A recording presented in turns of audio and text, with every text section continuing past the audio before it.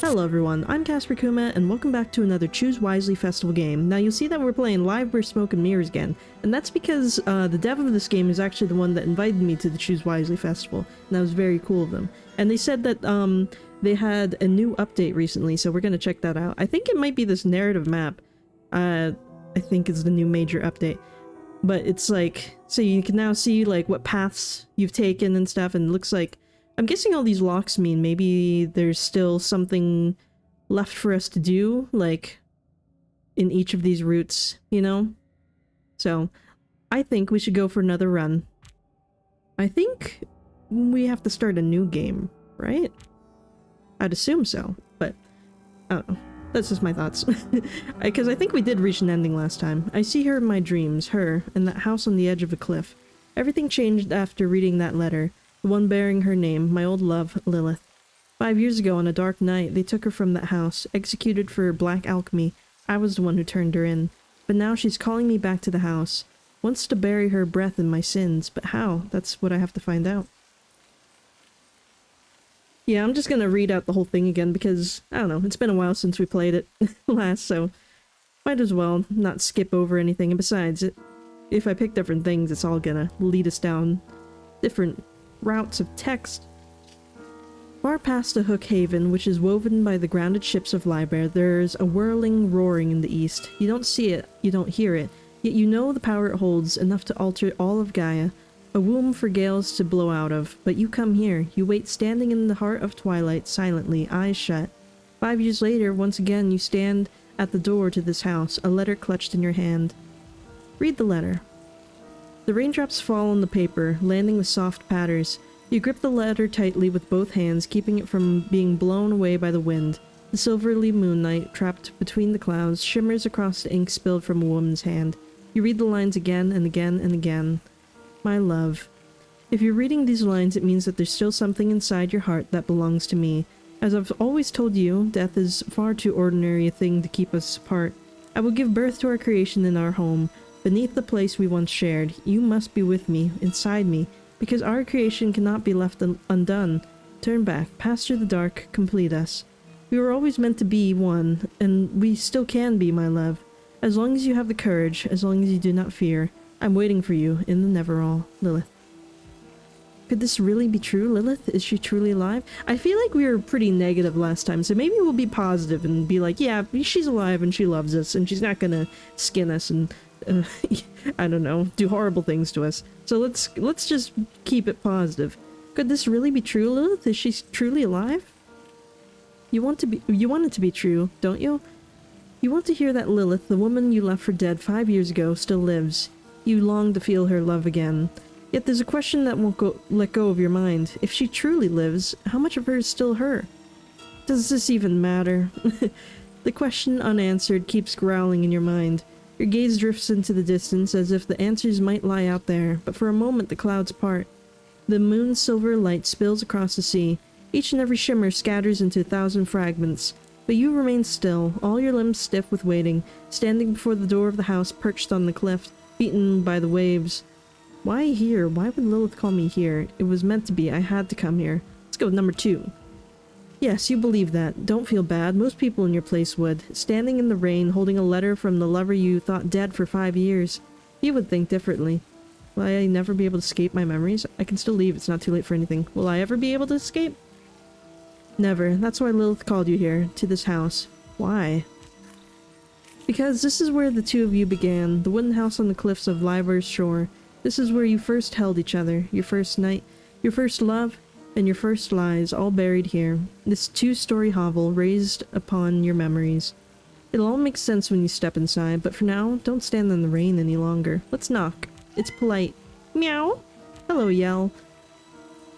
Just as your hand reaches the door, you hear Yell's voice from beyond the threshold. The winged Bacter Kudai, who never truly leaves you. You never truly belong to her. Her white fur glows as if soaked in light, not rain. She spreads her wings and leaps swiftly towards you. Landing at your feet, she shakes the droplets from her coat. Then she sits back on her hind legs, head tilted, amber eyes watching you with curiosity. Meow? Let's... do you know what's waiting for me in there, my friend? Meow, meow, meow. Very, very Smart cat.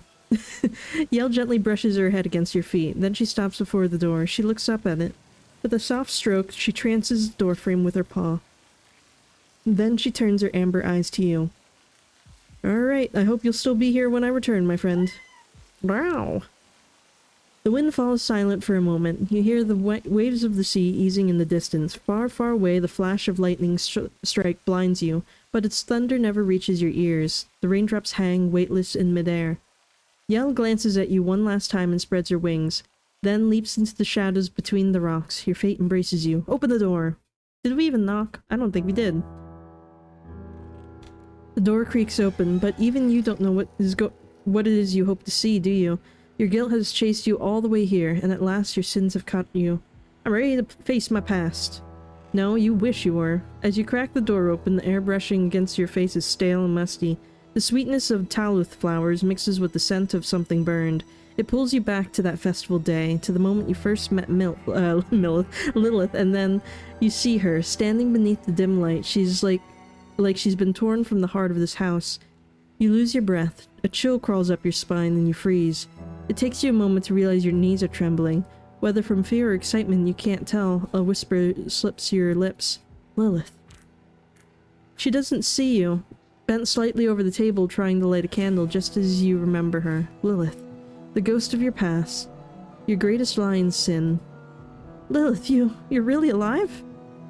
Your voice comes out weaker than you expected. Its trembling echo bounces off the rotting wood, and another lifeless question slips from your lips. How? You remember.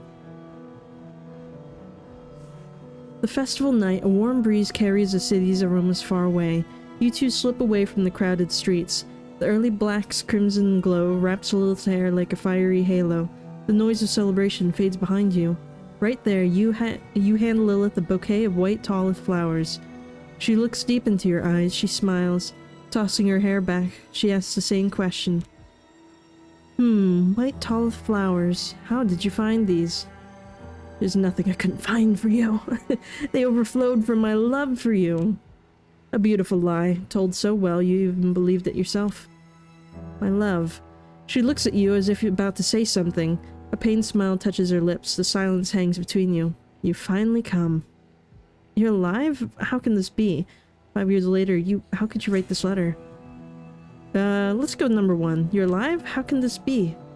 I assumed you had read the letter, my love. Death is far too ordinary a thing to separate us. When you left me that night, I left the boundaries of my body.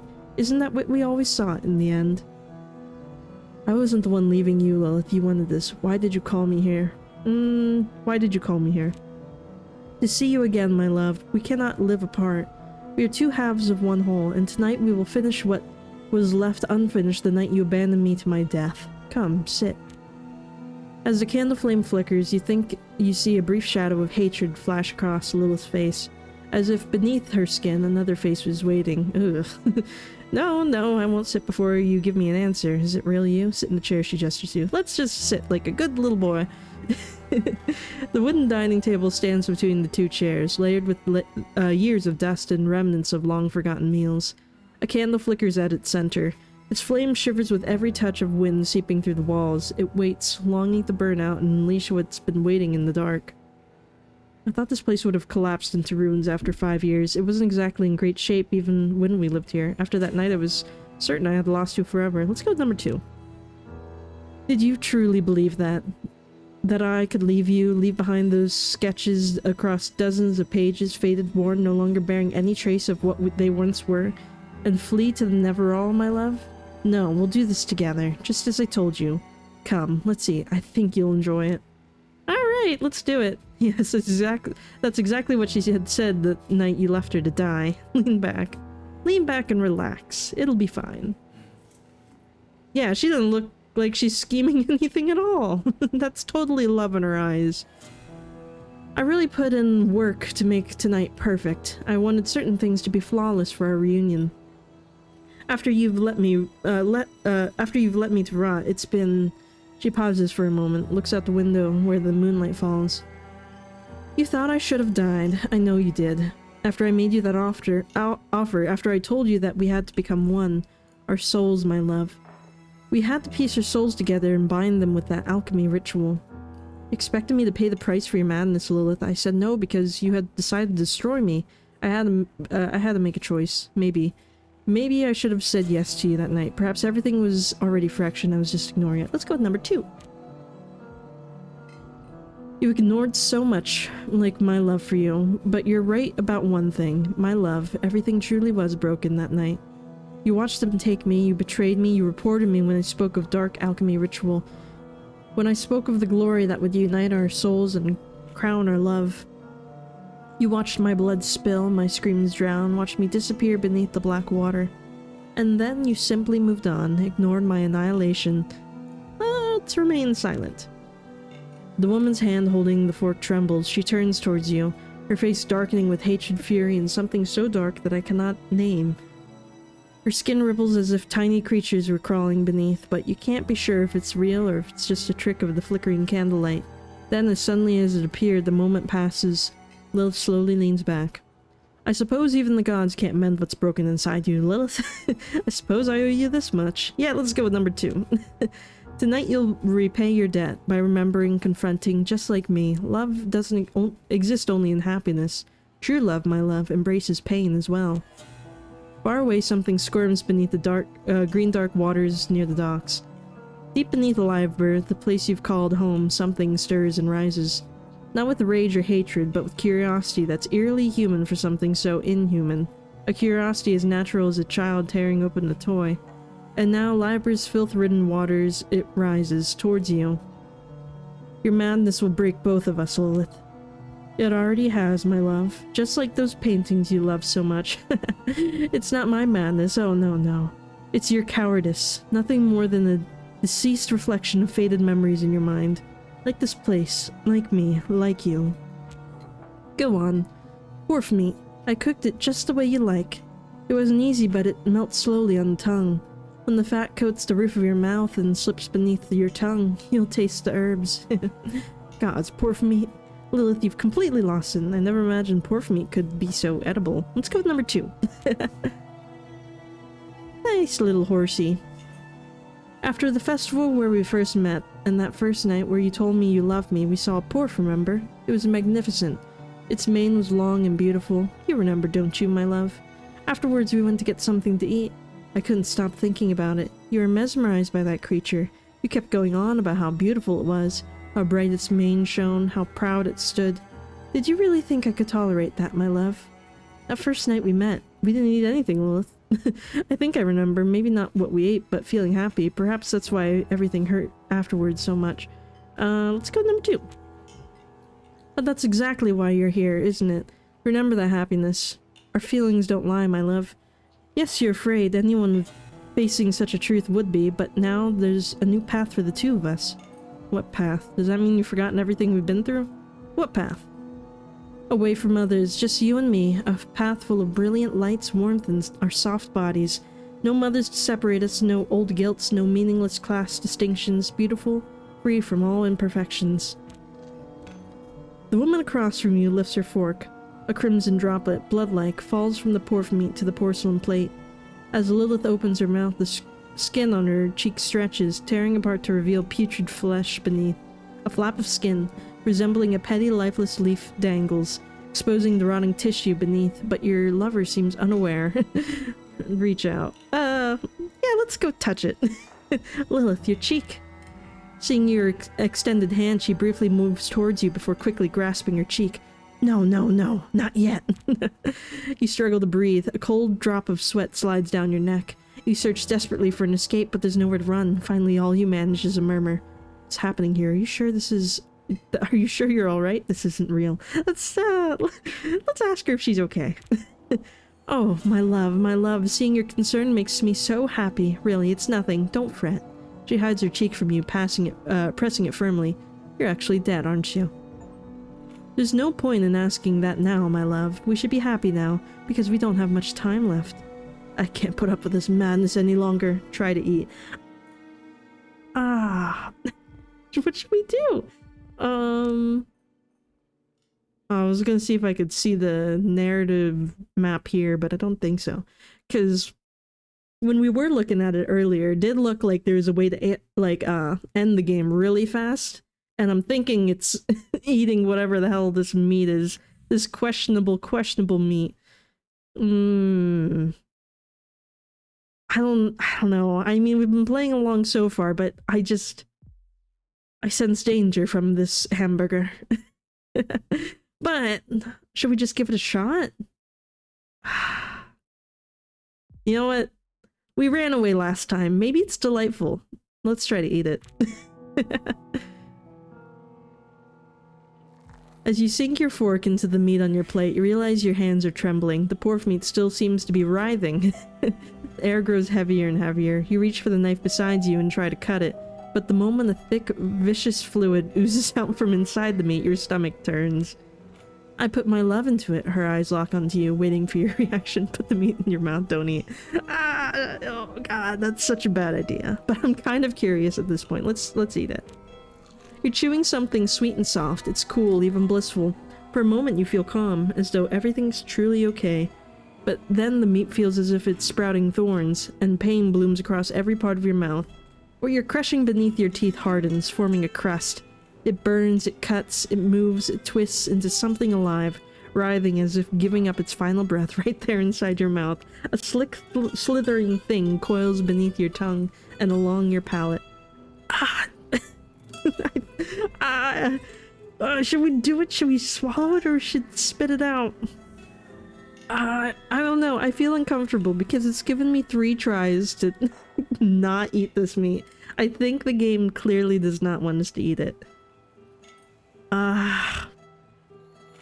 You know what? I want this run to last a little longer, so let's spit it out. You lean down and spit. Tears well in your eyes, but the burning taste of the meat clings to your mouth. Blood, metal, mold. On the floor lies a brown, half-chewed piece of meat, slick with your saliva. It doesn't move. I knew it. That's how much you value my love, isn't it? You'll just spit out everything I've done for you, won't you? Tell me. She leans towards you from across the table. Her voice is almost tender. Tell me, my love, isn't this enough for you? Maybe another piece, a new one? One prepared with even greater love? No, Lilith, no, I don't want another one. I no longer know what part of you is you or what part is your love. Let's go with number 2. You don't need to understand. You never did. What does your heart tell you? To run for it? You want me to trust you no matter what. Let's go with number 2. Of course, I've never wanted anything from you except your love, my love. You're here, together with me. The rain beating against the window grows heavier. A lightning bolt flashes, briefly illuminating the paintings hanging on the wall. Each one looks freshly painted, wet and glistening. Your eyes drift to the pork meat on the table. The bloody flesh squirms almost imperceptibly. Guess it's too late for everything now, isn't it? I'm afraid so. Too little, too late. A warm smile spreads across her face. It's the same smile she wore years ago, the very first time you saw her at the festival. And then that moment passes. She reaches out her hand towards you. Take her hand. I don't think we did last time. You hesitate, but in the end you extend your hand. The instant your finger touches hers, a chill so deep makes you shudder in every inch of your body. In flesh once filled with love, something else now resides. She pulls her hand back to help you stand. Your body obeys Lilith against your will, and you rise to your feet. Come, my love. You're really here. It all began in the rain, and it will end in the rain. Don't worry, everything will unfold exactly how it should. Let me lead you to that threshold you once drew on the straw paper, but were always meant to cross. The ancient iron lock on the basement door clanks open. Then comes the creak of thick wooden hinges. As you crack the door open, a rush of cold, damp air hits your face, and with it, the vile stench of things that should have died long ago. Look at Lilith step through the threshold. Let's take a peek at her. As you step across the threshold, you glance back at Lilith. The woman's crazed eyes look like they're about to burst from her skull as she stares at you. Her skin cracks open, peeling away a pus-soaked texture. You reflexively try to recoil, and the darkness wraps its hands around you. I fall. Oh, I think we die. Oh, I guess maybe we should have run. It's fine. Ad et intelligo. Quare ed faciem fortasse requeris. I don't know what you're saying. But let's pretend we know. It asked us what our favorite flavor of ice cream was. I like vanilla. It's a basic one. You can build upon it. In the dark, you pause a moment. Your mind strains to grasp with what this is. Lilith, food, creation. The dust and creak of the boards mingle with your hurried breath. Beneath your feet, stairs descending. Where am I? Well, this is a much less panicked way into the basement than last time. The basement. Could I find a way out through the basement? Lilith's creation. It was herself, wasn't it? Gods, what was that thing I saw? Let's go with that one. A frenzy heavy with hysteria and perhaps dreadful wrath of one returned from death. The madness of a soul trapped in an endless loop. How can you ever know what truth is anymore? What I just lived through was real. Few who face such dread believe it was real. Perhaps this time, that belief will be what frees you from the basement. Where am I? Try to examine your surroundings. The basement. Could I find a way out? Let's, look around. When the basement door closed, you felt yourself pulled into the void. Now beneath your feet, wooden steps leading down the basement. Could I find a way out through the basement? Once a sunlit morning of the first circad, you saw Yell descend these very basement stairs. You followed after, finding her scratching at a hollow in the corner. When you drew near, you saw it was a hatch opening outwards. Old broken hinges rested. When Lil saw it, she grew fearful. Could I use this hatch? You could try. In the end, do you have another choice? I could wait here. You cannot wait here, in the dark amidst dust and nothingness. There's only madness for you. You must choose. You must descend. I don't know what lurks in the basement. I should go up. Return to the house. Go upstairs. There's no choice but to go down. I might find the hatch and escape. I did not find the hatch last time. I found nothing but death. But I also think she'll kill us if we go back upstairs. So let's look around some more. There's like a lot of stuff in the basement. Open the door slightly. You arise from the dark. As the basement stairs sink into the abysmal silence, your steps find solid ground. Old memories. You remember the rooms beneath this house you once shared with Lilith? But like everything else, this place feels unfamiliar now. Lilith. Her dread is still fresh, sharp, and ripe. Crystals growing between the stones in the wall cast a faint, pale light. When you lift your head, you see two doors standing tall in the wall ahead. I have to get out of here. At the end of this place, there must be a way, a passage to the cellar hatch outside. There has to be. Look at the doors. God, I don't recognize this place. Where am I? I think we have to collect some things, maybe. I remember I collected some things last time. As your eyes adjust to the crystal's pale glow, you survey the chamber. The stone walls drip with dampness cloaked in moss. When you listen closely, you hear the crash of waves hammering the cliffside beyond. Knowing a world still awaits outside grants you fleeting comfort. On the wall to your right, two circles are carved, harsh lines slashed between them. Refusing union, drawn with hateful strokes. Before the wall where the crystal is embedded, a rotting wooden table leans into decay. On it rests a broken frame coated in dust. On the floor, a melted candle with a blood-stained shredded journal. Look at the journal. You step among the scattered parchments and torn books, reaching for the journal fragment beside the candle. It crumbles in your grasp. You open it carefully. The bloodied script is unmistakable, Lilith's hand, most of it unreadable, but in the final pages you can make sense of some hastily scrawled words. I'm shaping her. She will be complete at last. Is there any other way? No, it will be perfect. We'll be complete together. We'll be complete with him. Is this that kid I saw in the other room? The one that she kept, like, disassembling and reassembling? Or is this some other kid? Lilith, what other twisted lunacies did you carve into these pages? Keep examining. Is this what you call creation? I can't take this any longer. I mean, I think I read it all last time. Let's just keep moving. Place the notebook back where you found it, but it's already too late. You've disturbed something. Even without touching it further, the torn notebook keeps unraveling, decaying on its own. The air grows heavier, your ears begin to ring. I need to get out of here. You push aside the books, scattered parchment, and broken wood with your foot, and step closer to the doors. To the left is an iron door, rusted with the weight of the years. On it is a symbol, old and long since stripped of meaning. The other door is heavy, made of damp wood. It creaks faintly, as though breathing. What did we do last time? I can't remember. I wish I could look at the narrative map. I don't know.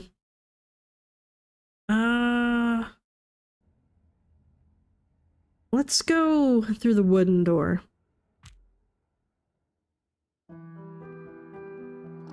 When you open the wooden door, the sour stench of sweetened decay greets you.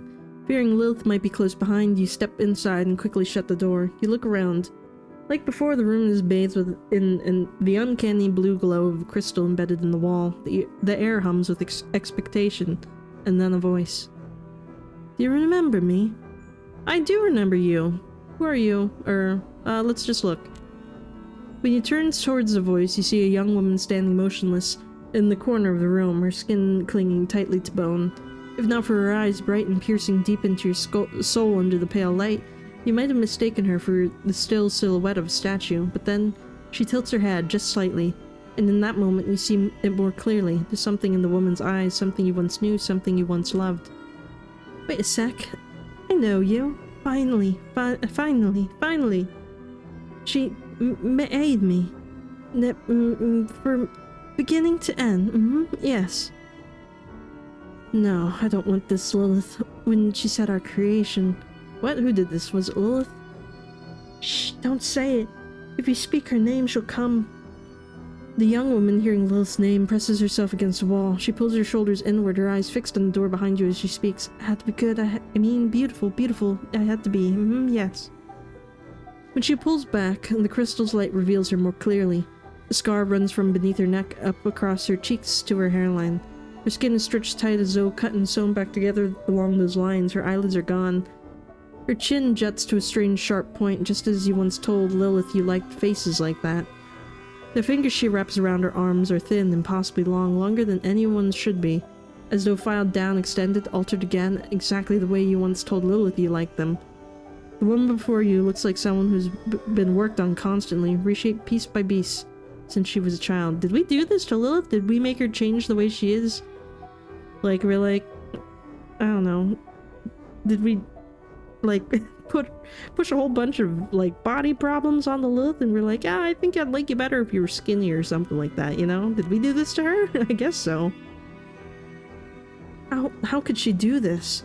I don't know, I'm starting to think we're responsible for this. She did this all because it's how we liked her, right?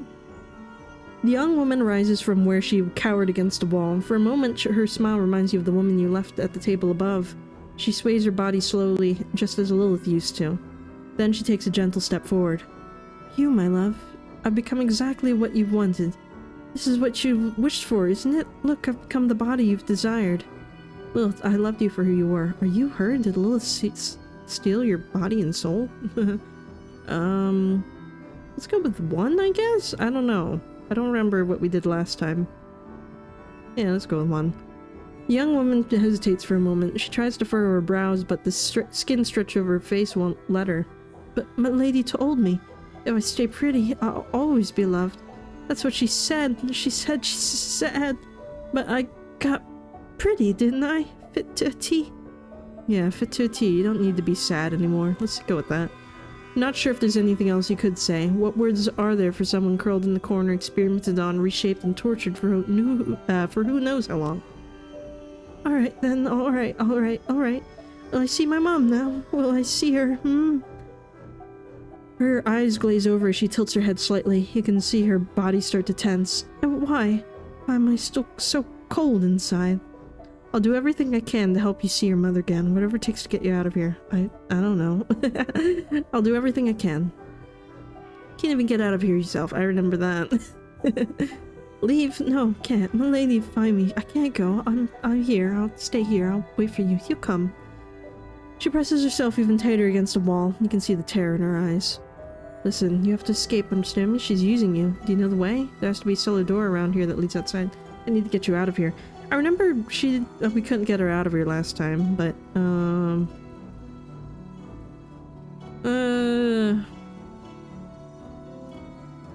let's approach her, I guess. You don't leave me. Lie. If you love me, you wouldn't run. If you wouldn't leave, you'd stay. I love it here. I'll stay here. I'll wait for you. We can escape, do you understand me? I'll stay here. I'll stay. You'll love me. You'll come. She no longer hears you. Curled up against a wall, hands over your ears, this hollow shell just rocks back and forth, murmuring that you'll come back, that one day you'll love her.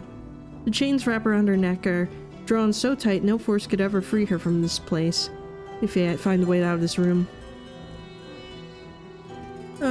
As the heavy weight of the air presses down on you, your eyes catch the doors nestled among the moss-covered wooden panels on the wall to your right. The first door is of unpolished wood, but its surface intricately carved with winding grain patterns like real tree bark, dried moss fragments and root designs reaching upwards. Looks as if been carved from the trunk of an actual tree.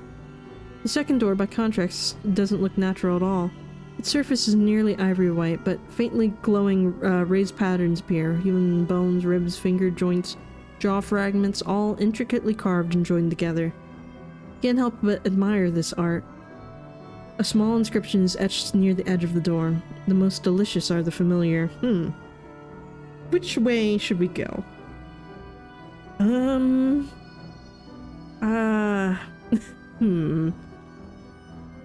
One door. Looks less like a door and more like a thick trunk of collard trees I saw when I was a kid. The surface of the door to the right was filled with bones and skulls, just like the old graveyards. I didn't know there was such a door in the basement. Did Lilith make this? I wish I remembered what I did. Even if I even saw this door. I feel like I went through the metal door last time, but maybe not. I don't know. Let's do the scarier door. Let's go with the one with the bones. Hopefully I didn't pick that last time. The moment you touch the white knob of the door, a fierce cold grips your body. It's as if you're touching a gravestone, the chill of death itself. Suddenly your thoughts rushed into your mind. Your mother, Lilith. You, your conscience. You realize you're trying to figure out which one feels more familiar. For a moment you think about a piece of meat placed on the table where you sat with Lilith upstairs. What kind of meat was that? It was pork meat. You shake your head, banishing the thoughts from your mind, and open the door. Who's in here? The door opens without resistance. Inside, it's a little brighter. Metal tables are scattered across the room, each layered with dried blood. On the floor are small pools of urine and pus mingled with damp stone, releasing an unbearable stench. In the midst of all the hanging bodies on chains from— oh, I remember this! I guess we're seeing Kenan again. Well, I'd rather skip through, because I do remember this. Yeah. We don't get much from these conversations. Right, what even are the right questions? Yeah, someone's after me, trying to kill me. I don't have time to stand around and chat. I gotta get out of here. Alright, the whole ex-lover thing, isn't it? Don't worry, your secret's safe with me. Secret? Well, how do you know all this? What are you? Now that's the right question. I'm glad you asked, because the truth is I haven't seen myself in a while. I don't know what I've become, but something's definitely missing, and definitely she's been trying to fill the void with something else. Were you someone once? Did she create you? She did it, right? Lilith did these for her own amusement. For her own amusement? I don't think so. At first she used a bit of memory, the sweet kind. Then came a few spoonfuls of guilt, indecision, and inconsistency, you know, the usual thing.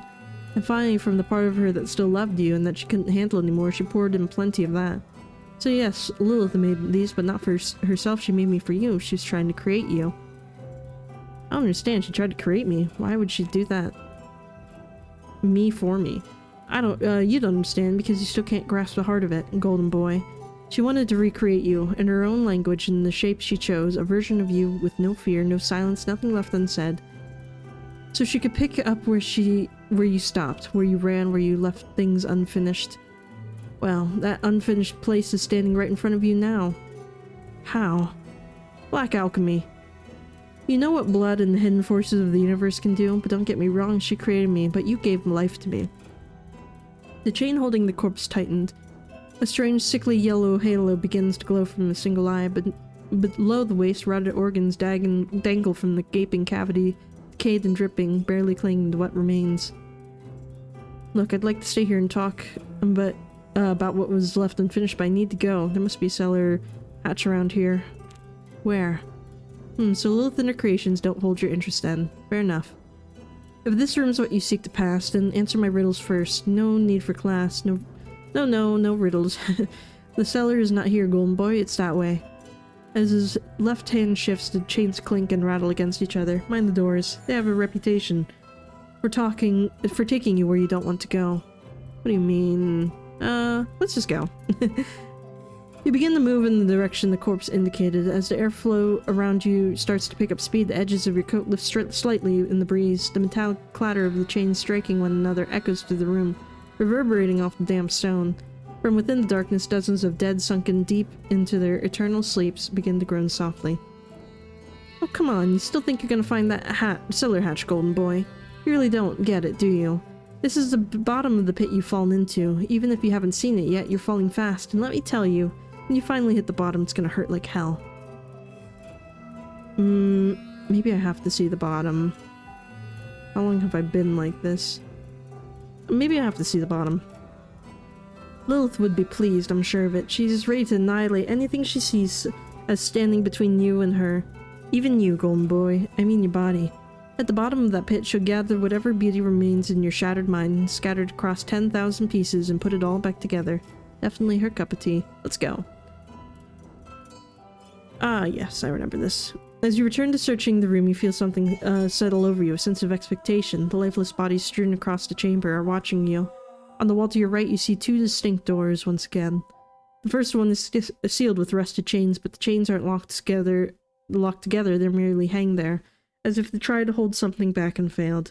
The other door stands slightly ajar. Beyond it, nothing but darkness, no light, no life.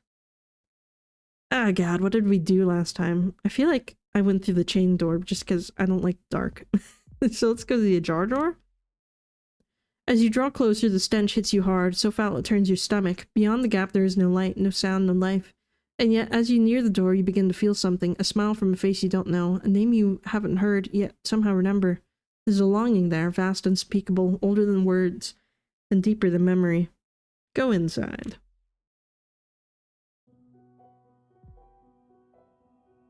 The rusted hinges wail as the door creaks open. In the shadows of the beyond, you feel something waiting for you.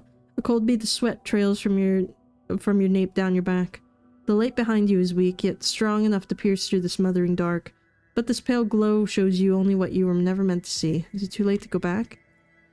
And then, that moment, your foot sinks into something soft, yet you threaded with something hard. You don't want to turn your head. Believe me, you do not want to see what lies beneath your step. What was it I stepped on? I kind of want to look. Alright, thinking what could be worse than talking to corpses your young woman experimented on, you lower your gaze. Beneath your foot lies a crushed face. With your step, you've ground rotted, liquefied eyes, cartilage, and skull into pulp with tremendous force. Around your heel, fragments of teeth and jawbone jut out like white pearls. From eye sockets and ears, you see insects scurrying away. What is this place? What remains of you? Ugh, gross. Lilith's experiments that went wrong while she tried to create you. Those who could not bear their silence nor their chained-up thoughts. Those bodies, each one of them was someone, wasn't it? So many of them. How could Lilith have found this many people? Let's go with that. A meaningless detail. We don't have much time to dwell on it. You notice light seeping out from beneath the door directly across the room. The thought strikes you. You need to get out of this place at once. Ray, I must go on. But this is an important detail. The loss of this many people should be noticed. Let's go with that.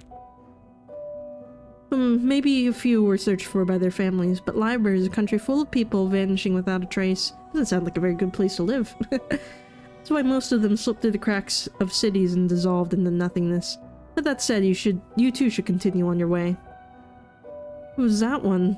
Point to the bloat corpse lying against a far wall. This... the one who I crushed under my foot. Who was it? I want to know. Look, these things don't matter. If you don't get out of here soon, tell me, who was it? It was a Bacter named Tarim, in Ubak. In the past, he spent many long years as a pirate upon the seas. At last he was forced upon the ports of Livber by Georgian and his crew. That was long ago. First he lost his ship, then almost everything else. We're serving as a watchman in the harbors, he met Lilith. And now his crushed face lies beneath your foot, waiting to be scraped away with stone. Alright, satisfied now? We need to keep moving. What about that one? Listen to me, you piece of meat. I'm the one keeping you on your feet in this burned-out, piss-stinking house, the one stopping you from curling up like a fetus in madness, alright? Now use your fucking brain and get to the door. We can wait a long time for that. Alright, but I'm not doing this because you say so. I'm doing it to get out of here. Let's head towards the door. I remember last time We started fighting the narrator, so let's listen to them this time. Yes, good. Let's continue. You carefully make your way through the dead bodies. None of them are in any state to rise and grab you, but you're not about to take that risk. Step by step, you draw closer to the door. With each step, it comes a little nearer. I can't see a thing. Keep moving. Something is brushing against my foot. Look down. Let's just keep moving. Doesn't matter. You don't need to see. There's nothing here that can harm you now. Just a handful of bloated corpses. Simply do as I say. A step, a little more to the left. I must reach the door. I must get out of here. Something grabbed me by the ankle. Just ignore it. Let's just keep going. Take a step. Exactly. Keep breathing. There's nothing rubbing against your foot or grabbing you by the ankle. Don't look down. Focus on the door in front of you. You are moving step by step. Stay calm. We'll get out of here. Keep moving. Must get going. Despite all the horror and fear, you start moving. With each step, the door draws closer. It feels as if the room itself is shrinking, urging you to reach it just a little more. The moment you stretch out your hand, you'll open the door. Don't look back. Something is pulling me back. Look behind you. Alright, I'll open the door. Don't look. This is the best for you. Open the door. Don't look. Don't worry about it. You open the door. What greets you is neither the whisper of the dead nor the darkness. It's a warm room lit by ember tones, filled with a pleasant scent, a familiar scent. Notes of phenolin dance with the resinous breath of leucin. For a moment, your nose stings and your eyes well up. You know the smell. Right in front of you stands an old wood table. Scattered pages lie around it, along with alembics and chemical traces. And someone is here. A woman, a very old woman. Her golden hair streaked with grays, tied up in a bun at the back of her head. At the hearth built into the wall, she stirs something inside a glass bowl. She doesn't seem to notice you. Slip inside quietly and watch what she's doing. Let's do that. You step inside carefully and quietly. The old woman's hunched back is turned towards you. From the corner just to the left of the hearth, she takes a powder and adds it to the mixture. A hiss rises from the glass bowl. The woman waits and then lets out a sigh. I want to keep watching. Legia. Not right. Not quite right. Another method. Another, dissolution. If Lilith wants us to work, the missing piece must be found. What's she trying to do? Move a little closer and try to get a look at the mixture of the earth. Let's take a peek. Missing something. The woman suddenly turns around. The moment she sees you, she freezes in place. A warm smile spreads across her face. The dark circles under her eyes and wrinkles give away her age. Ah, a guest. Welcome, young man. Who are you? Well, I only wanted to see what you're doing, ma'am. I didn't mean to frighten you. Well, let's say two. Don't worry at all, darling. Come, sit. She gestures at the chair in front of the wooden table. Thank you. Remain standing, should we sit or should we stand? Everyone here wants to eat me. I'm afraid if we sit, we won't be able to get back up, but I'm also afraid of what happens if we don't sit. Let's sit. You must be tired. I'm sure it's been a long journey for you. As you let go of the tension your muscles have held so long, you feel the ache raising from your calves. In this warm room filled with familiar scents, you realize for the first time just how exhausted you are. You are tired, Elbeck, truly tired, but you have no time to rest. Don't forget why you came here. You're searching for a cellar hatch. You're the way to freedom? Yes, I'm tired. You can rest here, darling, for as long as you like. Are you an alchemist? She lifts her gaze from the papers for a moment. Yes, I used to be. Used to? She returns to the hearth, pouring a blue powder she warmed over the naked flame into a vessel. I had an accident long ago. My laboratory burned. We could end the conversation here. Don't ask how the accident happened. But that didn't stop you from working. What kind of accident? Is the narrator really on our side? I mean, he did get us out of that room of bodies. Should we just listen to him this time? But that didn't stop you from working.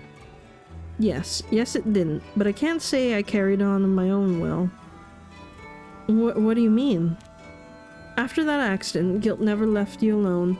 You always imagined me— oh my god. Oh, Jesus Christ! Are you okay? Sorry. My cat tried to jump on the desk, but there wasn't enough room for her, so she just She almost fell off the desk, and then she knocked a bunch of stuff off. What was I reading? After the accident, guilt never left you alone. You always imagined me standing at the alchemy bench, unburned, never drowned by the sea. You were 7 years old. No 7-year-old should have regrets, yet you did. If only I had never entered that laboratory. If only I had never touched the mixture on the earth. If only that violent explosion never happened. What's happening here? What are you talking about? What I mean, darling, is this. Sometimes you have to lose, and then you have to let go. You cannot carry the weight of the past forever. Wait a second, wait. How could you know my mother died in such an explosion? Is this her mom? Because the laboratory was mine, darling. I shouted at you that day, didn't I? I'm sorry. You had tampered with my notes. Your hands were covered in powder, dipped into that solution. But that night, I forgave you. It wasn't your fault. I was sleepless, and I never imagined you might have added something to the mixture. No, impossible. My mother's dead. They never found her because she was gone so many, many years ago. Let's go with I didn't know. I know, darling, I know. You thought I was gone, but I couldn't leave. I see now I wasn't the only one who burned that night. Because nothing has ever managed to tear the guilt from your mind. You believe that if not for that night, you would find me here, in this room. That's why I'm here. I just wanted to spend time with you here, but I lost you forever. I wanted to be like you. This work was everything to you. I wanted to make you proud. I wanted to spend time with you. You didn't lose me, darling. You did what you had to. What I wanted to do. That's why you must let go of your regret, and I was proud of you. But if not that night, you would still be alive. And why are you here, Mother? To forgive me? Let's ask number 2. Ah, no, darling. The woman steps a little closer. The scent of beeswax and bergamot fills the air. You feel warm, safe. She gently places her hand against your cheek.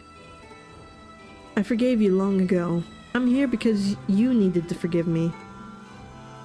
I love you, Mother. Let's just go with that. I love you too, darling. Always in every way.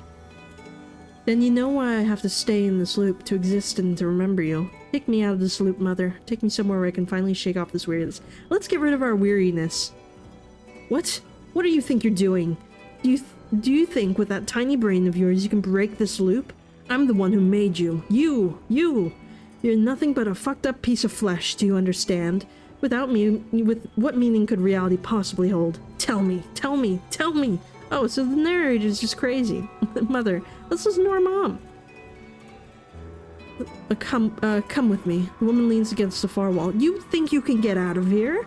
And steps towards the alchemy cabinet. Without me, you are nothing.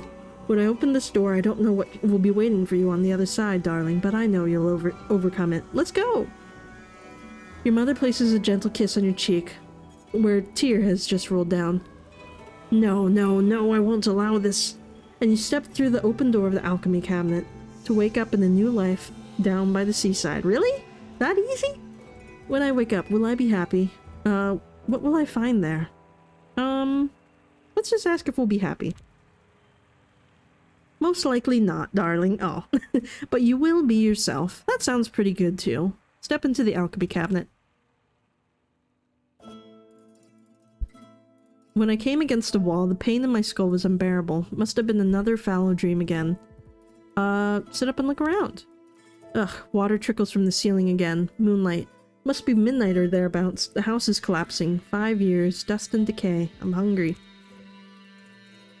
Oh, and we're rid of the narrator again, huh? Is there anything to eat? I passed the toppled chairs around the dining table. Plates still rest upon it. White porcelain, now layered only with dust fallen from the beams above. What was that sound? Lilith? Go to the kitchen. Kitchen's empty. Cockroaches scatter across the counter. Am I hungry? Not truly. What was desire meant to feel like? This is nothing here. There is nothing here. I killed Lilith. Did that voice come from inside? What is real? What?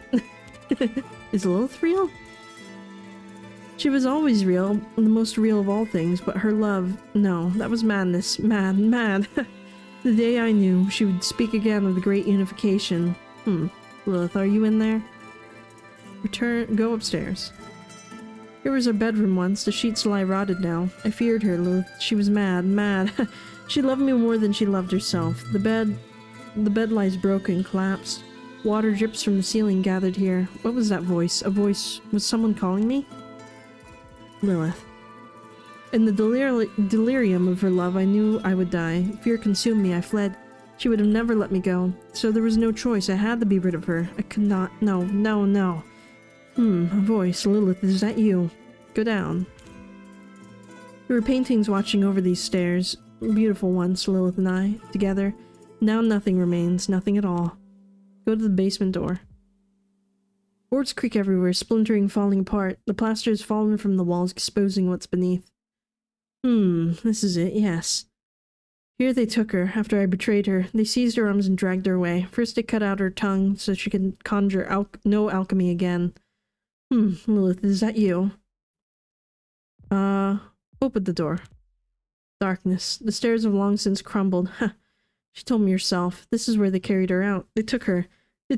They cut off her limbs so she could never walk again. I'm coming, my love. Are you calling me? Where are you?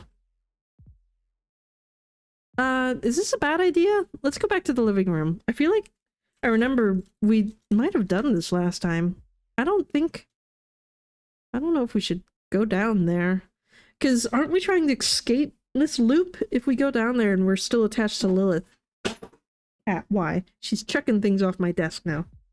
I'm afraid we're gonna get trapped in the loop again. Let's return to the living room. Dining table, overturned chairs, plate still on the table, white porcelain, only dust from the ceiling beams piled on top. Did you call out to me? What was that? Go to the kitchen. The kitchen's empty. I'm not hungry. Did the voice come from inside? Do we all, can we not? Do we have to go to the basement? I think we have to. Right? But it keeps giving us the option to not. Interesting. But I think we have to go down. Yeah, let's just go down, I guess. Wait, what? A blue light. Where could it be coming from? This is a basement with one room. Damp stones covered in moss. She had drawn a circle here. She had stood in its center. When they took her, they flayed her face so no one would recognize her again. My love? Lilith? The blue light shimmers over your wet clothes, right? The salty water of the sea drips down from where you were thrown. Your hands are severed. Coagulated blood pools black at your feet. The flayed pieces of your face hang, oozing pus. Your lidless eyes stare at me. I have to kiss her.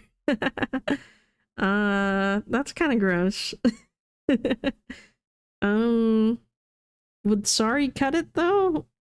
I mean, I think, I mean, let's kiss her. Let's kiss our puddle of a girlfriend.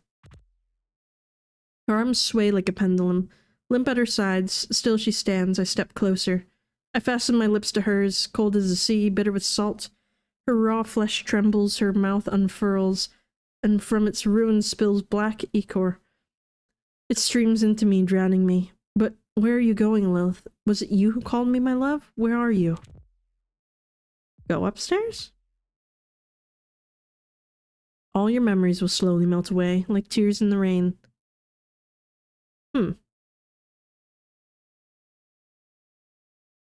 2 out of 8. What did I get last time? Let's take a look at the narrative map. Because I feel like that shared similarities to whatever happened last time, but I'm not sure. Oh yeah, Osmond. That's the one that sent me all these things. How nice of him. Let's take a look. Well, we unlocked those, I guess. Or something. Yeah, well, when I looked at this before, I think these all had locks on them. So, I guess we must have cleared out that route. Oh, but, looks like maybe if we refuse to go into the basement, she comes out and stabs us or something. And there's always, like, a chance to turn around, it seems like. But it looks like I must have picked the metal, or the wooden door both times. Which is why we kind of did the same thing both times. Huh.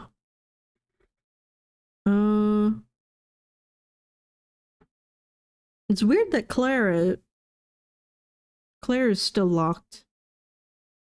Even though I remember we did her route both times, so I wonder why. And it seems we've...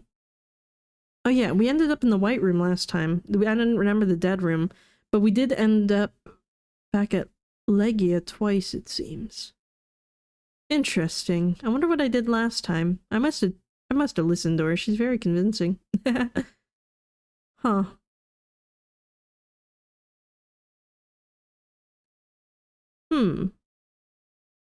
Claire's resolution and Keenan's resolution, huh? And yet we haven't been able to crack into Act 3, it seems. Probably because I keep trying to leave. Which is, I feel like, pretty understandable. Can I just zap myself into one of these routes, like, so I don't have to, like, restart? Like, where would it be? Maybe here? Oh, I can I? Well, let's see what happens if we pick the metal door. Might as well.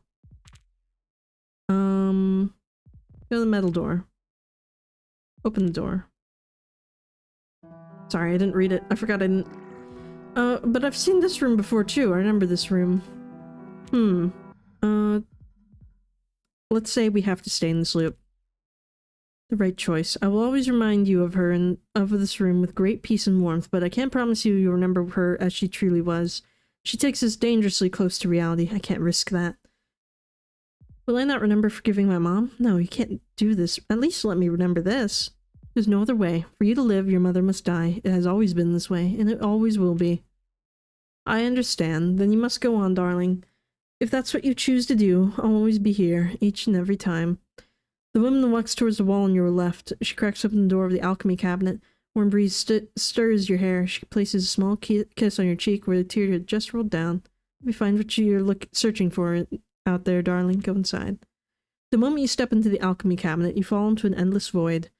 Warm winds coil around you, and once again you find yourself wandering when you finally struck the ground. Falling again. Is this how it was meant to be?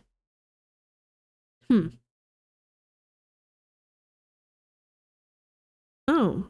Now did we crack into Act 3? Let's see. Oh, I did! Would you look at that?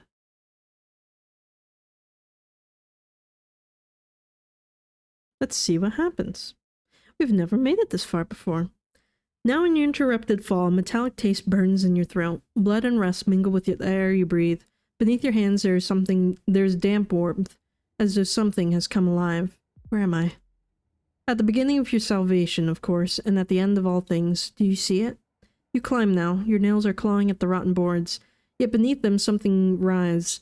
In the darkness there are pale light flickers. The light will grant you freedom. For the story to end, for you to awaken, you need one final crescendo. Move towards the light. You think you are moving forward. You think the story has forced this upon you, but do not despair. It was never about choices. What? Then what? It was about letting go. I tried that, and you were like, no. Nonsense. Even the things I let go of, I choose. Approach the light. You crawl across the rotting boards that resemble living flesh. The pale light in the darkness grows ever stronger. At the last, its edge takes the form of an arched doorway. Great, another door. This is no mere door. It is a threshold, shaped by the weight of memories. Pass through the threshold. As you cross the threshold, the light sears your eyes, and then you find yourself inside the house again. The house where you once waited in the rain at the door, where Lilith insisted you eat, where you believed your memories alone kept standing. But this is not that house. This is the remnants of it. Everything's paler, grayer. The cracked walls have partly collapsed, their beams jutting out like bones from a broken limb.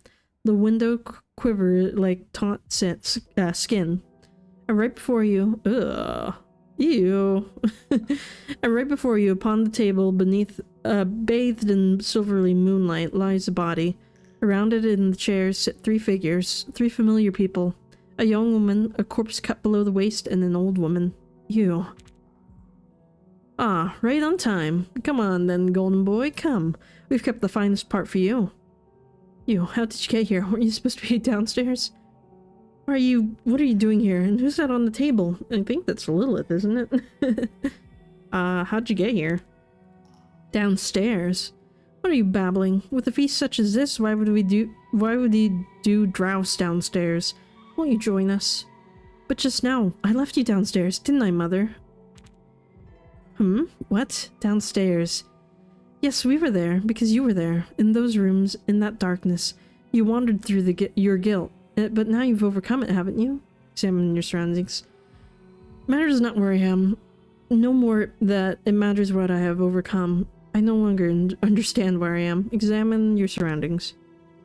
The place is no longer as you remember it. From beneath the broken boards seeps a milky white liquid, gleaming with moonlight. The walls where paintings were once hung are swollen, alive, as if they breathe. The portraits have been scraped away, and the smell, not damp, not decay. On the table before you there is no candle burning, but a corpse laid out instead. And you know who it is. Me? Or Lilith? Is it me? Because clearly that's Lilith, but what if we say me instead? Because that's a weird answer. Because it's obviously Lilith, but maybe we're crazy. Let's say me. Nice try, golden boy. You wish. I mean, you literally wished it so very much. Alas, never mind. Come, we've saved a few pieces of your beloved. The best cut, her heart. You, Mother, what have you done to her? Get closer to the table. What have you done to her? What have we done? Oh no, golden boy, it wasn't us. She was already here when we arrived. We were simply hungry and thought we might eat. A piece for each of us, if you take my meaning. I don't understand. This never-ending search, in the depths of meaning and memory, hasn't it always been what pulled you along? The answer you seek waits upon the plates before them. Get closer. Look at the man's plate. Ugh. Maybe I should have looked at the woman's. Your gaze drops to the plate before the man. Amidst the clotted gore rests a tongue, torn from where it belongs. It seems like across the surface lie words scrawled in dried blood. We had another part in mind for you, but it seems Lilith left nothing unsaid, unlike you. Would you? He jerks his chin towards the tongue on the plate. Now it's my turn to speak. Take the tongue. What? No, I don't. I won't take my former lover's tongue. Do not take the tongue. I don't really want it. Do not worry, golden boy. Take it. Before entering the final scene, you'll need a little voice. In the moonlight, the torn tongue gleams strangely. The corpse cut off at the waist wears a grin poised to twist and tear at any moment. Perhaps it is time for me to speak. No, I don't want anything pulled out from Lilith's body. Let's take the tongue. You know what? You've convinced me. I suppose. Now it's your turn to speak. What do you have to say, golden boy? You think the dead body slackens, slinking into some strange ease. The tongue in your hand feels slick and heavy. It waits for you to say something. I am sorry for everything. Oh, come on now. That scrap of tongue in your hand needs no apology, golden boy. Don't make yourself pitiful with excuses. You're hardly a paragon of virtue, are you? And no one here ever expected your apologies. What is expected is that you exist, that you be someone. Perhaps my feelings should end. Perhaps I should cast aside apologies and become someone, become myself. When I left you in that room, I thought I had done this already. Let's become ourselves. The chains spilled at the man's feet clatter softly. Their sound echoes through the rotting walls and falls before you. Come closer, golden boy. Come closer and tell us. When you truly are yourself, what will you say? I won't carry you anymore. Steps closer and bind the chains clasping his wrists. Stop speaking for me. Stay where you are. I won't carry you anymore. Let's unleash him. You approach. The man cut off at the waist sits twisted in the chair, black sludge dripping from where his stomach should be. Down onto the seat and then to the floor. His eyes never leave yours. The chains biting into his decayed wrist are rusted. A small pins hold it all together. To pull it free, you must grip it with both hands. You always fled, but this time it seems you've caught me, golden boy. Press the pin with both hands. Pull on the chains. Pull it free. We have to use both hands, right? So use both hands. The bloody tongue makes your hand slippery. Each time you press, your fingertips slide off the pin. Uh-oh. Perhaps you should put that thing I gave you somewhere, golden boy. Points at the tongue in your hand. Perhaps I should put this where it belongs. Place the tongue in Lilith's mouth. You're right. Place the tongue beside the plate.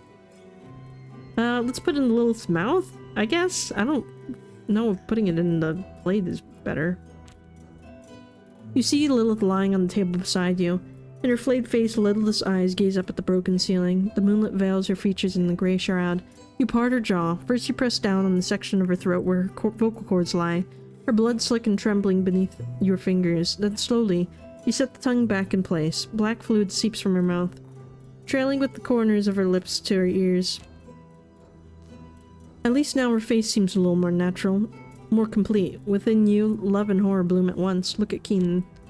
Very well then, back to the chains. I'll free you from this burden. Maybe if I pull these chains hard enough I can free you. No, press the pin.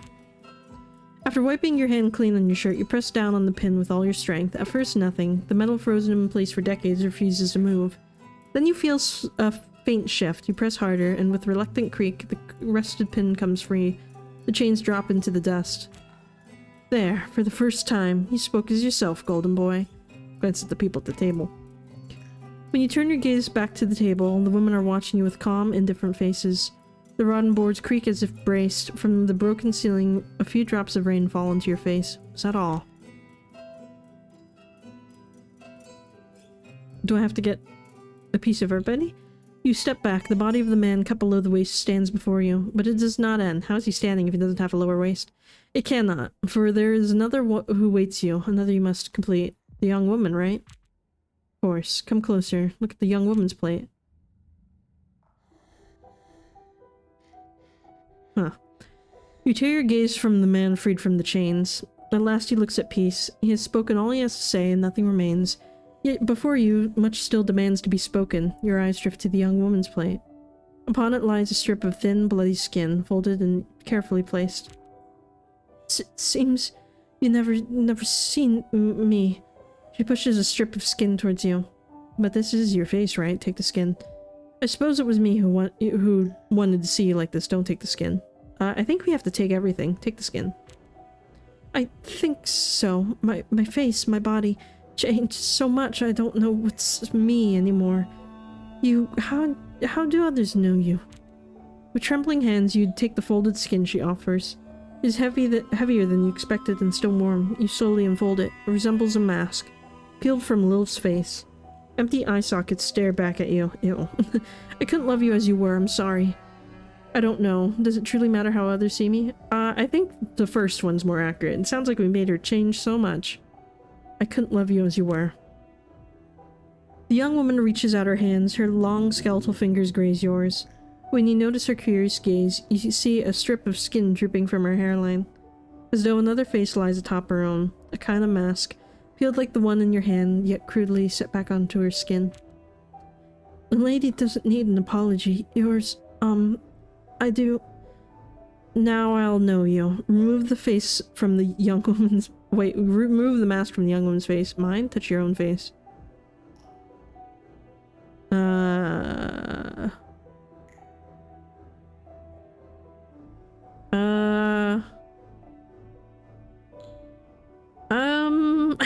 What do we... A strip of skin dripping from her hairline. Should we... It sounds like we should probably take her face, right? Because she's got extra face on. Now I'll know you.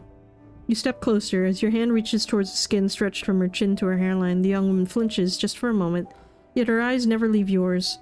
Her expression remains fixed as though carved into place. What do you like? Will you like what you find? This isn't you. Let me help. Doesn't matter anymore. Reach for her face. This isn't you. Let me help. The flesh in your hand grows slick with blood. Each time you try to grasp the loose skin with your greasy hands, the young woman's head tilts slightly backwards. No matter how hard you try, the stitched-on piece keeps slipping from your fingers. Baby, if you want to tear off a face made for you, you need to put down what you're holding. Her gaze drifts to Lilith on the table. I don't think she'll be needing face. What? What? Need to let go. That's what I mean. Where? Where it belongs. Her eyes turns again towards Lilith. Lilith should have at least one face I can look at least after her death. Place the skin on Lilith's face. Can't look at Lilith anymore. No, put it back on. You turn to Lilith. Oh wait. You carefully placed a warm strip of skin upon her face, aligning the cut at her jaw with the start of her hairline. Disturbingly, Lilith's features come together. Full again, almost alive, as though she might turn her eyes at you at any moment. Within you, a great terror and love bloom together. I think you're ready to see now. She closes her eyes and tilts her face towards you. Reach for the stitches across her face. Reach for the hanging strip of skin. Do we have to go for the stitches? I think we have to go for the stitches. You wipe your hand clumsily on your clothes and reach for the stitches at the roots of your hair, where the mask around her face begins. When you tug a little, the stitches come loose with a faint tear. The young woman winces in pain.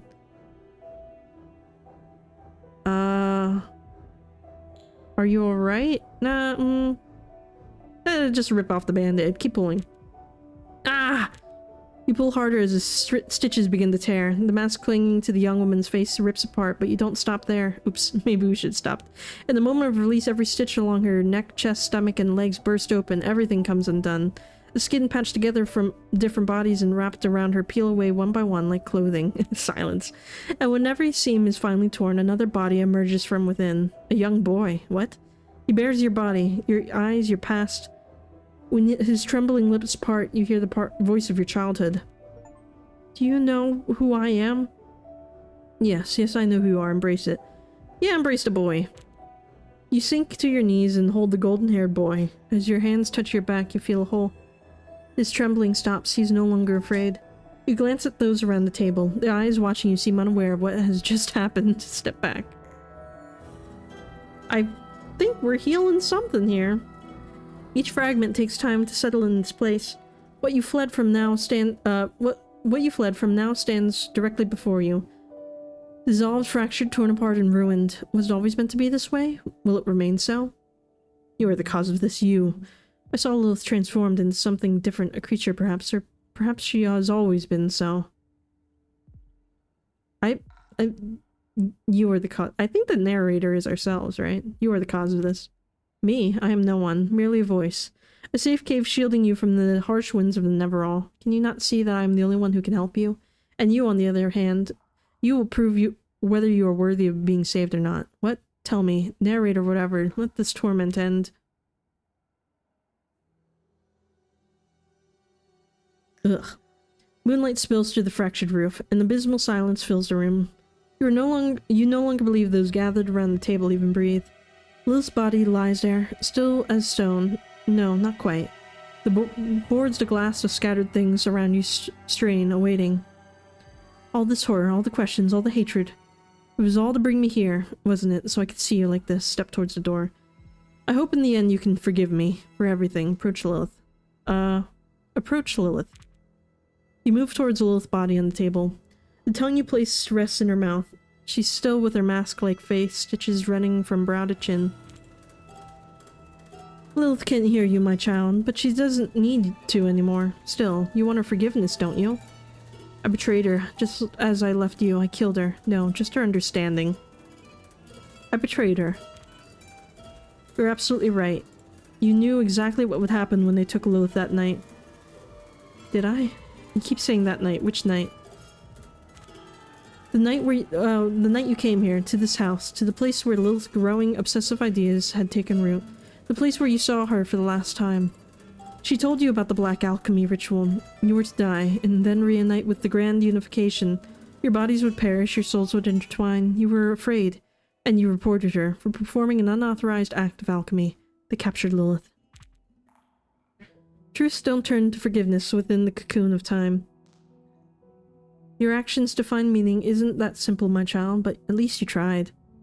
Perhaps Lilith needs to be completed. Turn to Lilith. I never told about the past. I never completed the parts of her, did I? Turn to Lilith. I feel like everything seems to... The answer seems to be turning to Lilith. She or you? At this point. Is there any difference between you two? The memory of her that lingers in your mind will at last come to an end. The wood creaks out one last time, then silence. It stretches. The floor beneath your feet stirs faintly like a living membrane. The torn black threads of the curtain shiver by the window. Silence. It stretches. Then a breath. You see Lilith's chest rise upon the table. Her eyes turn to you. Her body tenses, as if she's been born again, yet there's nothing miraculous in it. Lilith, reach out your hand. No, that's impossible. Reach out your hand. The hand you extend feels as though it touches warm memories stuck to the past. Her fingertips twitch. The flesh beneath her nails blackens with some vicious fluid. Her shoulders tremble. When she sits up, the clothes clinging to her are wet with blood. Welcome, my love. For a moment I feared you wouldn't come. I'm here, but I thought you died. Truly died this time. I remember you saying that the first time I came here. Number 2. The first time, you've no idea how many times you've read the letter you wrote yourself, my love. The letter that brought you here, to me. This isn't the first, nor will it be the last, but don't worry, we are almost complete. Her tongue, swollen and heavy in her mouth, distorts the words. The rasping voice shows that her torn throat never healed. All this was your revenge on me for killing you that night 5 years ago. It must end. We must be completed. This loop, it must reach its end. Let's end this. They were the halves within you, my love, all of them. The loves you could not see, the words you could never speak. You've been trying to piece them together, but now it's my turn. Either you complete me with your body, or confess the whole truth and bring this loop to an end. What truth do you want me to confess? Everything. Why you killed me, why you were afraid, why you were so utterly pathetic, everything. Livber sea churn, waves crash against a cliff, scattering into the night. A garden of white flowers burns among the crimson fire, bare feet crushed with the withered blossoms. I was afraid to love you, because I didn't want to lose you like I lost everyone else. It wasn't always like this. At the beginning, I truly loved you, until you fell into madness, trapped inside your obsessions. I was afraid to love you. And look where that fear has led us. You feared to love, even while you were loving me. Look at me, look at me. Look at what it's done to me. I have no face anymore. She screams, yet because the tongue you placed in her throat does not sit right, her voice resembles that of a creature not of Gaia. Her voice echoes off the rotten planks. The air escaping her lungs mixes with the black sludge in her mouth. The droplets splattering onto your face are warm. The skin barely clinging to her face shifts with the force of her scream.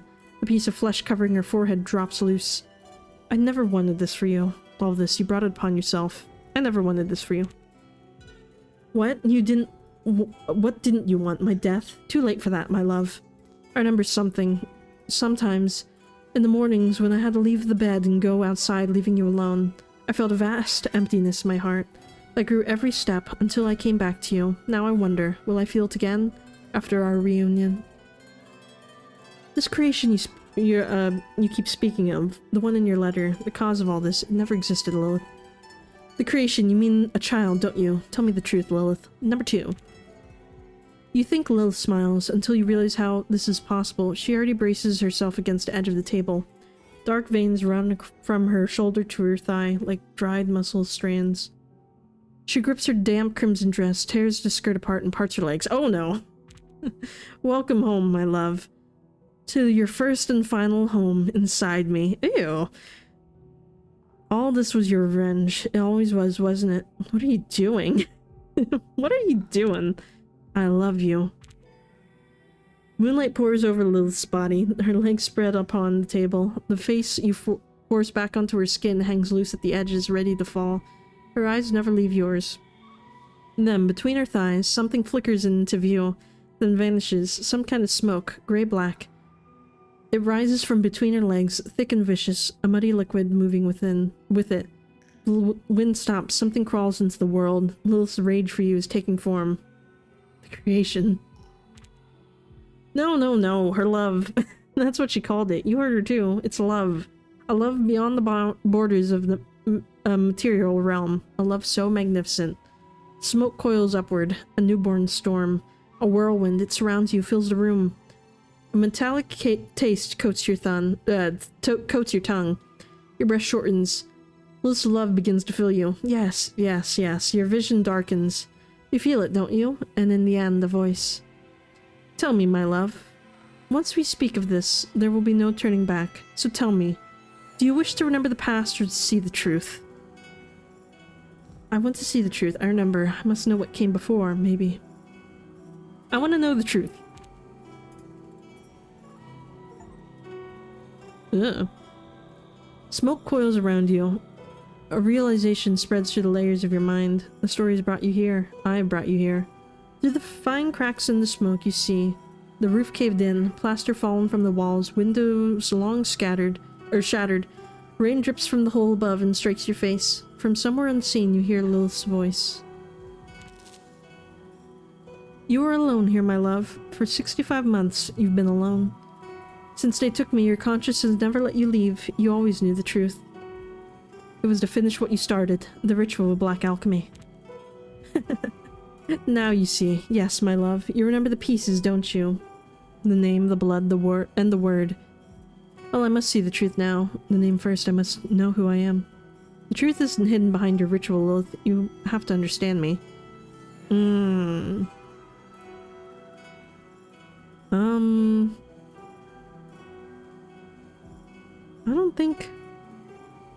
I don't think the truth is in the ritual, right? I feel like it's simpler than that. Let's go with number 2. The smoke swirling around you thickens in a heavy veil. Its rising and falling tendrils resemble the tip of a fibrous whip winding slowly around your legs. Ah, I understand, my love. More than you realize, I understand your love for me, but you must understand yourself, know yourself, and finish the ritual. So then, say it. The name, the blood, and the words. Will it end then? You can't do this, Lilith. Wherever you are, you wouldn't dare. Will it end then? End? No, my love. Everything begins after that. Once you find yourself, once you are reborn. Then I must see the truth. The name first. I must know who I am. You've done the right thing, my love. Because this is who you are. Elbeck. That it was your name. It was the first weeks of your 65 months solitude. Only days after they took me. They asked you for a name. You gave mine first. Then you signed your own on the witness paper, and you said you saw me perform unauthorized alchemy. The guards told you that you could see me one last time before my death. I told them there was no need. Speak the truth. We have to be truthful. Speak the truth. The smoke thickens, heavy and suffocating. From the other side you hear Lilith's voice. Yes, you were afraid, weren't you? You were not virtuous enough to see me one last time, to say you really love me. Now speak your name, confess it. My name is Elbeck, and I killed you, because I avoided my virtue, and I was afraid. You see the smoke take shape before you, coalescing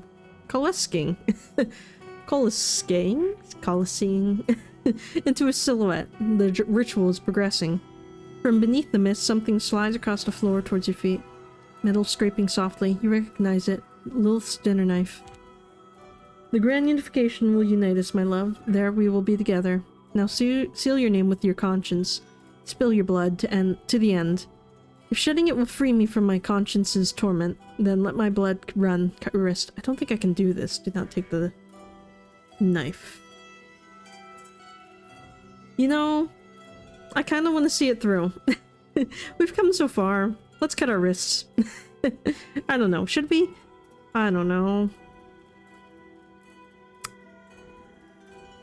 I mean, we're a pretty bad person, it sounds like. Let's just do it. Cut our wrists. Let your blood gather at your knees like the sea itself. Just like the edge of the cliff you could never let yourself fall from.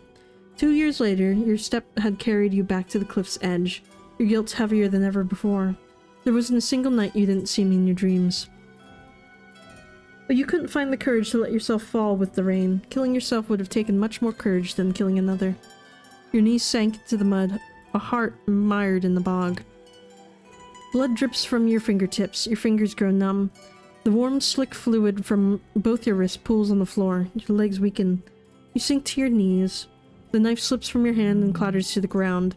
Through the mist, Lilith approaches, her face, her body, She seems to have left all that horror behind, just as you first saw her. My love. The house creaks and groans around you, crazed. Kneeling, you struggle to steady your breath, a rasp rising from your chest. Sweat soaks your backs and the wind makes your skin shiver. Lilith smiles. It's a gentle, merciful smile. There's a piece of paper in her hand. She leans down to pick up the knife. She places a paper in your palm. And the end. Your madness took hold of you. By the end of the 65 months, you had convinced yourself I couldn't be dead. You clung to that fragile hope because it was all you had left. Poor Elbic. Everything lost, rotted, or faded within that house. You drew it all on those yellow papers, to remember. To keep your memories alive. Because what else would you have left but memories? You kept drawing again and again. All those moments whose originals had been lost. And then, when you wrote the letter, from my mouth to yourself, you summoned yourself back here, even though you had never truly left. But your mind needed to believe it. You didn't send the letter? Read the letter. Read the letter. My love, if you're reading these lines, it means there's still something inside your heart that belongs to me. Death is far too ordinary a thing to separate us. I will give birth to our creation in our home. Our creation cannot be left undone. Come, my love. All it takes is your courage, Lilith. It's true. You needed to believe it, to step through the door.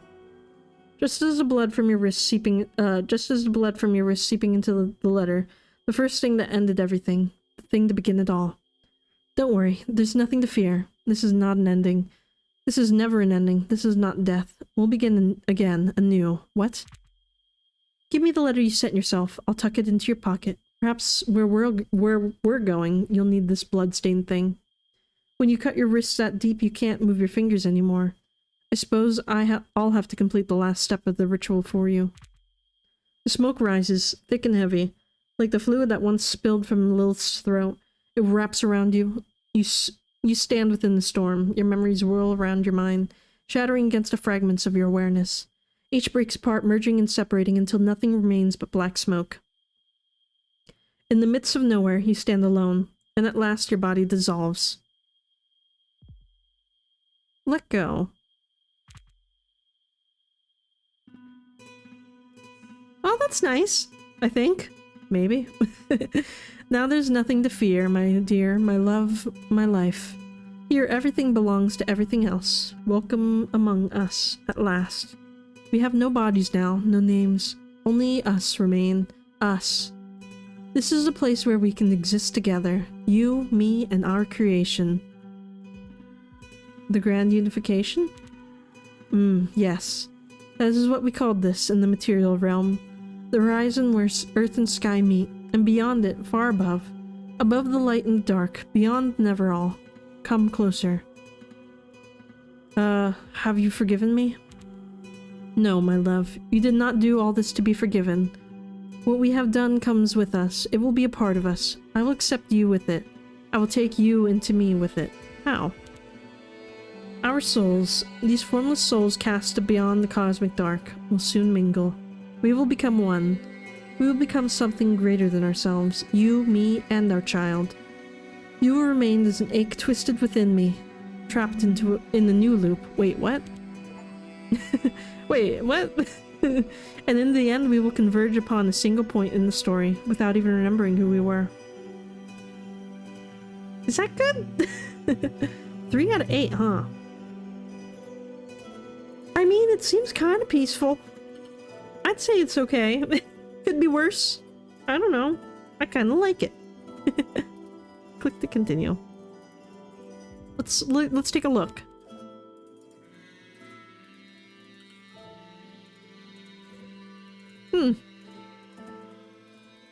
Yeah, there's still a lot left to do. But I kind of like that one. I don't know. But I think that's all we're gonna do for now. So let's get out of here. So that's all for this one. I mean, I feel like I kind of like this ending better than the other one that I got last time. Like, the last one was kind of like more of a purgatory where it's like nothing really changed and we were still kind of trapped in that loop. This one, we're outside of the loop that we were stuck in before, but I mean, we're going into a different loop, but I feel like it's a calmer loop. Like, you know, we've accepted everything we've done, you know? I don't know, it might just be like a loop of just whatever like death is at that point, you know? But I mean, we're with Lilith and she seems happier now. I mean, she hasn't forgiven us, but I feel like that's that's fine. I mean, we killed her, so you know, I feel like that's warranted. But yeah, I don't know. I feel like it's a very calm ending, so I like it. I think we'll stick with this one for now, you know? But that's all for this one, so let me know what you think of the game down in the comments below, and I will see you in the next one. This is Casper Kuma, over and out.